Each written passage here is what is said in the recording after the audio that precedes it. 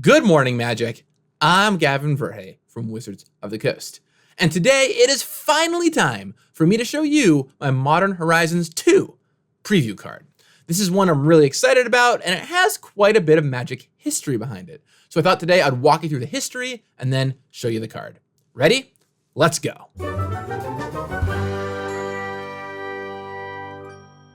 To begin this story, we need to go all the way back to 1995.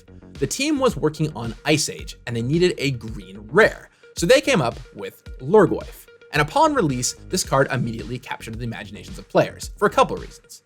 First of all, mechanically, it was really cool and unique. It counted creatures in both players' graveyards. At the time, that was a big deal. Secondly, that flavor text. Akhan's run was just fun to say and became very, very quotable and memorable.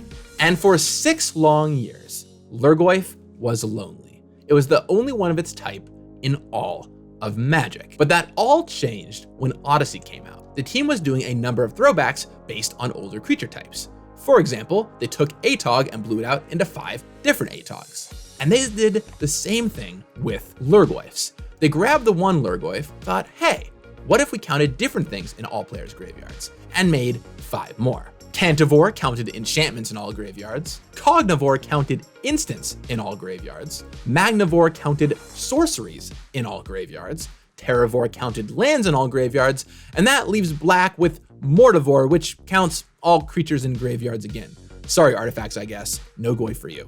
Now, unlike the original Lhurgoyf, these only saw a little bit of play. Mortivore showed up in some mono-black control decks in Standard.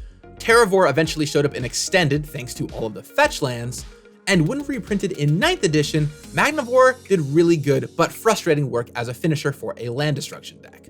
I Have Nowhere you on turn 2, Stone Rain you on turn 3, eventually cast a Magnivore, and then Wildfire all of your lands away. Yeah, it wasn't exactly the most fun. And poor Cognivore and Cantivore, yeah, those never really saw play anywhere. Now we got Akhan's run in Unhinged, which is a reference to the original flavor text.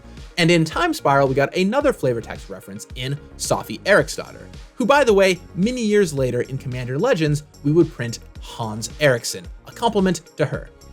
Maybe someday we'll get a Daddy Eriksson card. But anyway, in Planar Chaos, we got Detritivore, which is maybe even a reference to Magnivore and its land-destructing ways. But then finally, in Future Sight, came the apex of Goyfs, a card I'm sure you've heard of, Tarmogoyf. Now, Tarmogoyf was meant in Future Sight as a hint of things to come. It showed up in the Future Sight card frame, and the reminder text mentioned Tribal and Planeswalker. And at the time, there were no Planeswalkers in Magic. They wouldn't show up until the very next set, Lorwyn. Now, it was innocuous at first. Nobody was talking about this card when it was originally previewed. But much like the Lhurgoyf, it grew and grew and grew, until suddenly Tarmogoyf was showing up in every single format. A fun fact about Tarmogoyf is it was actually originally supposed to cost 2 and a green, but due to some mishaps with being entered into the file wrong, it got entered in at 1 and a green, and that just stuck. We would have a very different Magic universe if it cost 3 mana instead of 2. Now, Tarmogoyf was originally printed in 2007, and it's hard to believe, but that was the last new Lhurgoyf. Yes, we've printed Tarmogoyf more times with new artwork, but as far as Lhurgoyfs go, that is the last one we ever saw. And speaking of the Future Sight Tarmogoyf previewing things, let's switch gears from talking about Goyfs to talking about Tribal. Tribal first showed up in Future Sight as a sneak preview, but really kicked into high gear in the very next block, Lorwyn. These were instant, sorcery, and enchantment cards that all had creature types. The idea behind the Tribal mechanic is it would really help your decks work synergistically together. Let's say you're playing Goblins, and you cast a Goblin Matron. Well, normally you can't go find a spell like Goblin Grenade, even though it has Goblin in the name, and it would thematically show up in a Goblin deck. But with Tribal, you totally could. You could find Tarfire or Bogart Shenanigans, things that Goblins would definitely have around. So we tried Tribal in Lorwyn and Morningtide, and it went okay. It had its fans for sure, and it was awesome when it was working, but it also had its challenges. For one, it made board states pretty complex. You had to think about all the different ways cards could interact, even if they were just enchantments lying around that had a creature type you didn't realize. Second of all, it made deck building kind of tricky. You had to remember what was and what wasn't arbitrarily a creature type. And especially for newer players coming into the game who didn't know the whole host of cards in Magic's history, figuring out what card was and wasn't a goblin, for example, wasn't very intuitive. It's the kind of thing where if we were building Magic from the ground up today, maybe every single spell would have a subtype, whether a creature type or even an elemental type like fire or frost or something like that. But trying to input that into a game that's been around for so many years definitely has its challenges. But we gave Tribal another chance. And a lot of players don't even remember this, but it was in Rise of the Eldrazi on a bunch of Eldrazi themed spells. It made a lot of sense to do here. For example, the backwards compatibility thing wasn't nearly as big of an issue because there weren't any Eldrazi previously, and it would only be on a few select spells.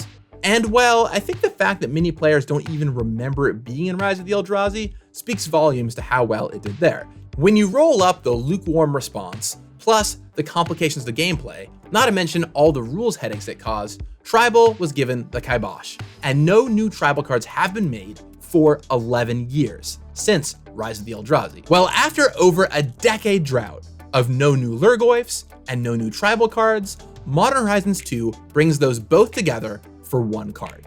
Let me show you my preview card for today, Altar of the Goyf. Altar of the Goyf is 5 mana for a Tribal artifact dash Lhurgoyf, making it only the 6th Tribal artifact card in all of Magic. It reads, whenever a creature you control attacks alone, it gets +X/+X until end of turn, where X is the number of card types among cards in all graveyards. That is a direct callback to Tarmogoyf. It also says, Lhurgoyf creatures you control have trample, which is exactly what you want if you're growing up your big Lhurgoyfs. The flavor text here too is a direct callback to Tarmogoyf's flavor text.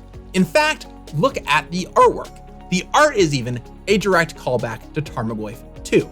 This card is literally us building a monument to one of the most well-known creatures in all of Magic, Tarmogoyf. Congratulations, Tarmogoyf, you earned it. So what do you think about Altar of the Goyf? And would you like to see more Tribal or Lhurgoyfs in the future? Let me know in the comments down below. I'll talk with you again soon. And in the meantime, may whatever die grow you. You got this. How do you pronounce it? Ethan, how do you pronounce this card? Her name is pronounced Asmorano Mardica Dyston Akuldakar. So it's Asmiranda Snika Kuldakar? No, Asmiranda Mostak. Asmorano Mardica Dyston Akuldakar. Okay, so it's